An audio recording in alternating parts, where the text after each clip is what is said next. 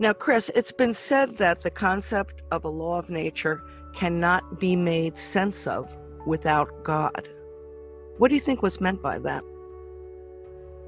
I'll give you the CTMU argument, okay? God is the identity of ultimate reality, without which existence is impossible. As a matter of fact, it's unthinkable without God or without the identity of ultimate reality.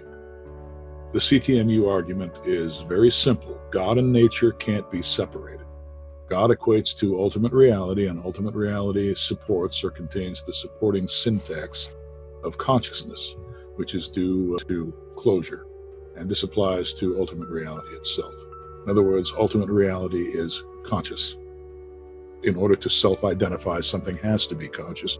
So in quantizing ultimate reality as a vast self-identification event, we're automatically also categorizing it as a quantum of consciousness.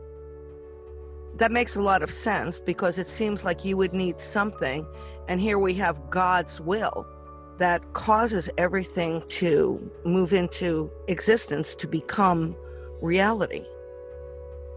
Of course, when you say God's will, that attributes automatically, implicitly, attributes to God something called intentionality. And intentionality is also a feature of consciousness, right? Right. So just the way we're quantizing everything includes these features. These features are built into the structure of reality.